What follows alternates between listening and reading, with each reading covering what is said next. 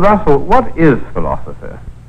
Well, that's a very controversial question. I think no two philosophers will give you the same answer. My own view would be that philosophy consists of speculations about matters where exact knowledge is not yet possible. But that will only be my answer, not anybody else's. What's the difference between philosophy and science? Well, roughly you'd say science is what we know and philosophy is what we don't know. That's a simple definition. And for that reason, Christians are perpetually passing over from philosophy into science as knowledge advances. When something is established and discovered, it ceases to be philosophy and becomes science. Yes. And all sorts of questions that used to be labeled philosophy are no longer so labeled. What good is philosophy? I think philosophy has two uses, really. One of them is to keep alive speculation about things that are not yet amenable to scientific knowledge. After all, scientific knowledge covers a very small part. It is the more necessary to consider this question in view of the fact that many men, under the influence of science or of practical affairs, are inclined to doubt whether philosophy is anything better than innocent but useless trifling, hair-splitting distinctions and controversies on matters concerning which knowledge is impossible.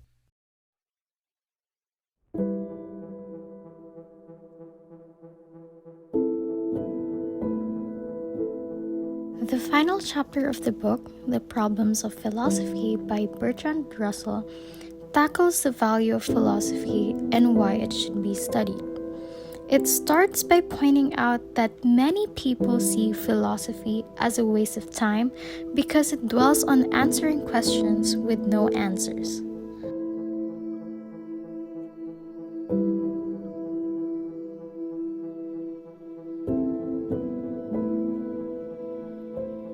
Bertrand explains that the reason behind this way of thinking is because of the misconception of what kind of quote-unquote goods philosophy is trying to achieve. He pointed out two kinds of goods in the book. One, the goods of the body, and two, the goods of the mind. And unlike the kind of goods people are used to, the goods of the mind only affects people indirectly and through the lives of those who study it. The goods of the mind has no immediate effect and utility, but it is where the value of philosophy is to be found.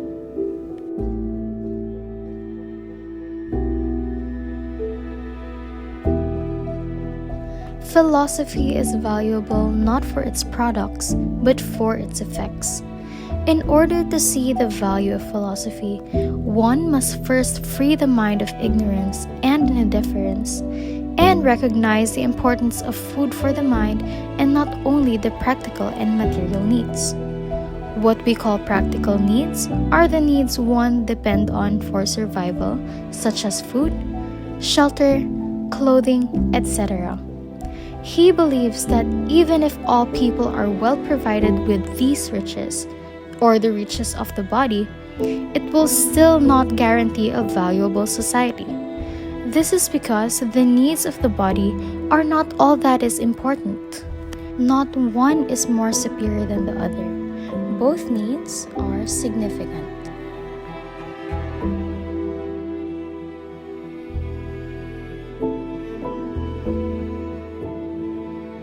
Just like all other studies, philosophy aims at knowledge. But unlike other studies, the knowledge that it seeks is the kind that lends unity and system to the body of sciences. And this knowledge arises from critical investigations of the grounds of our beliefs, views, and prejudices. Bertrand acknowledges that philosophy has not been as successful as other sciences in offering concrete answers. Because once philosophy can provide definite answers, it becomes a separate science and leaves the realm of philosophy. And without the study of philosophy, many fields of study would not exist today, and our little knowledge about life will remain stagnant. Studies such as astronomy, mathematics, physics, chemistry, biology, among many more, were once part of philosophy before they became a separate science.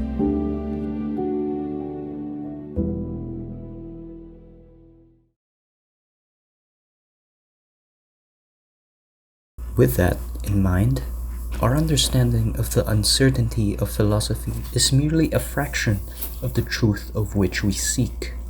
With truth comes questioning, and among them are what our spiritual life has the most profound interest.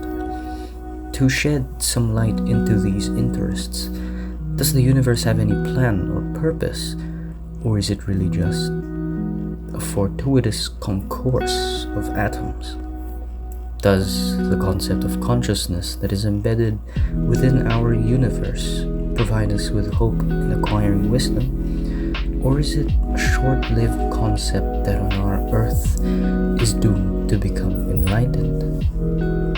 Is the concept of good and evil of universal importance, or mere machinations of man? Bertrand raises these philosophical questions, but it would seem that whether answers otherwise discoverable or not, they seem not to be demonstrably true.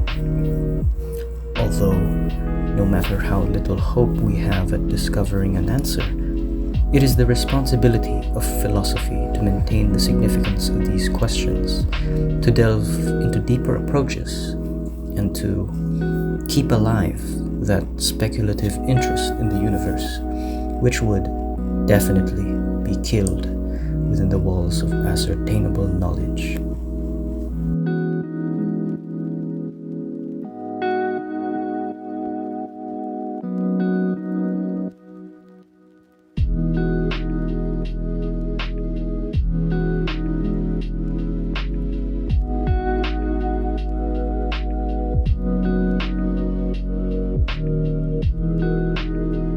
Philosophy could establish the truth of certain answers to such fundamental questions. According to Bertrand, many philosophers believe in this. Supposedly, what is of most importance in religious beliefs could be proved by strict demonstration. It is necessary to survey human knowledge to gauge how well we can judge such demonstrations. Remaining objective during judgment is instrumental in acquiring philosophical proofs in religious beliefs. Therefore, the value of philosophy cannot be imparted upon any definite set of answers to such questions. So, to reiterate, the value of philosophy must not depend on any supposed body of definitive and ascertainable knowledge.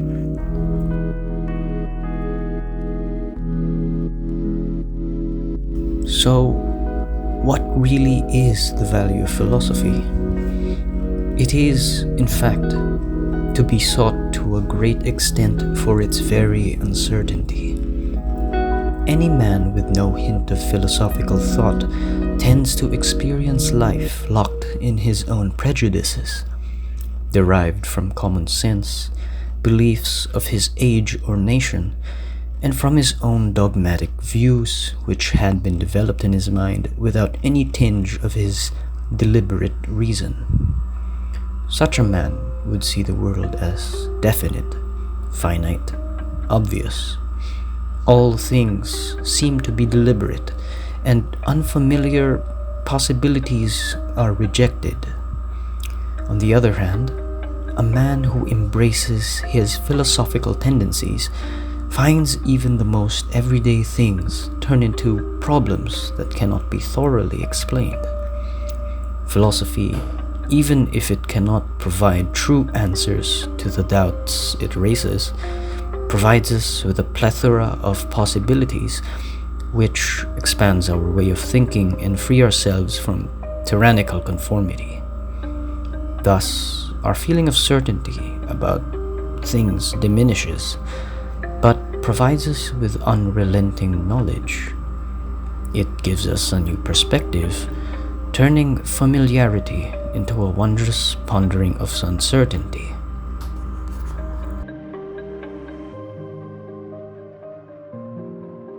Indeed, philosophy provides great utility as it shows us unsuspected possibilities. But aside from its aforementioned value, the sheer eminence of objects we contemplate, and the liberation from shallow and subjective aims from contemplation, that is its chief value. Bertrand firmly dictated that the life of the instinctive man is shut up within the circle of his private interests, but the outer world is not regarded except as it may help or hinder what comes within the circle of instinctive wishes. This life could be compared to a prison, unlike a carefree philosophical life where it teems free will. Unless we expand our horizons, we remain like a garrison in a beleaguered fortress, knowing that the enemy prevents escape and that ultimate surrender is inevitable, Bertrand affirms.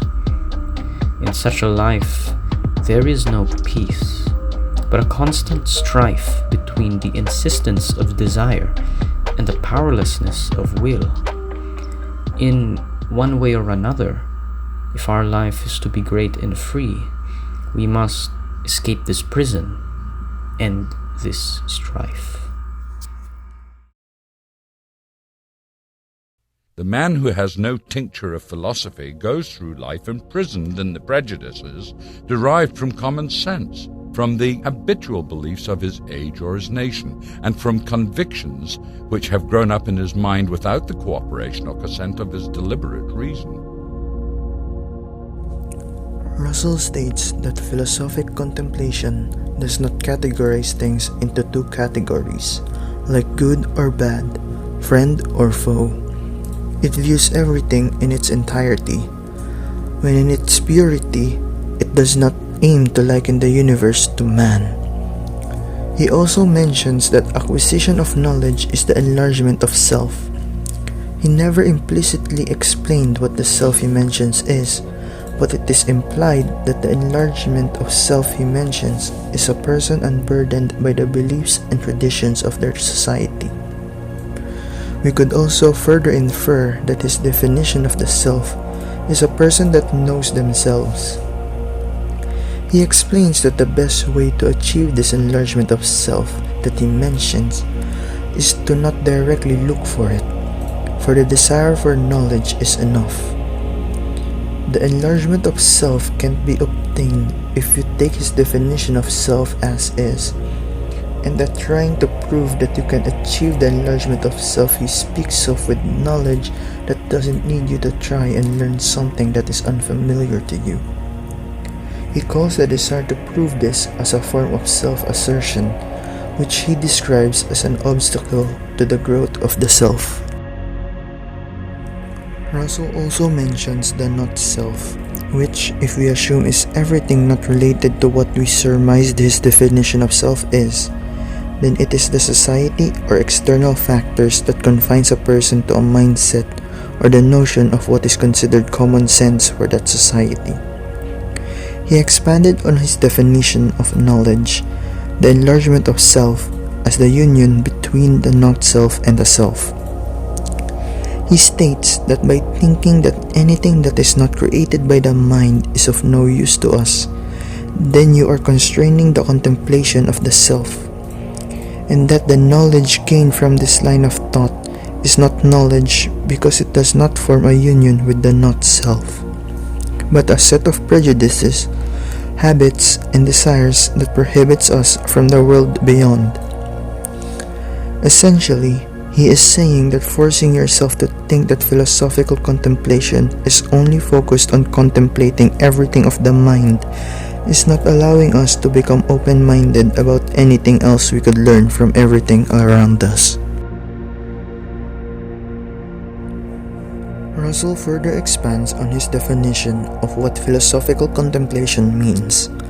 By saying that true philosophical contemplation finds satisfaction in the not-self, in everything that makes the contemplation of the object more interesting, and by that extent, the subject or person contemplating the object.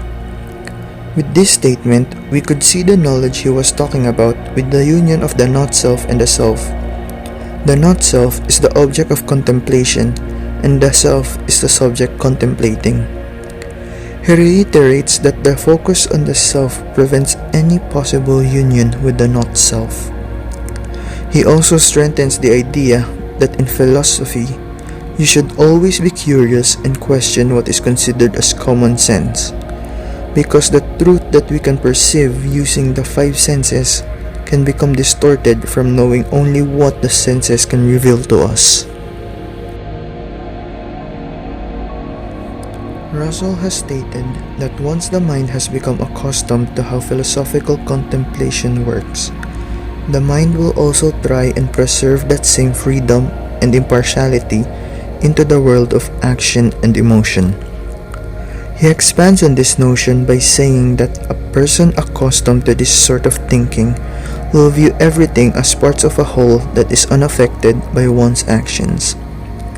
The impartiality a person learns from philosophical contemplation allows them to view everything as equal, like how love is universal and can be given to everyone, essentially saying that philosophical contemplation helps in enlarging the objects of our thoughts, but also the object of our actions and affections.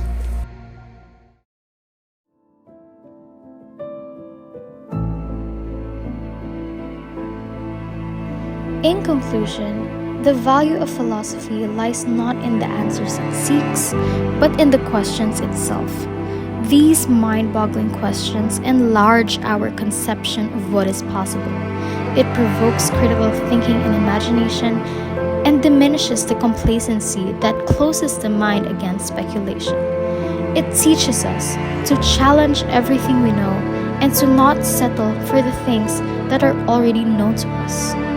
And lastly, the chapter closes by saying, and I quote, "Through the greatness of the universe which philosophy contemplates, the mind is also rendered great, and becomes capable of that union with the universe which constitutes its highest good."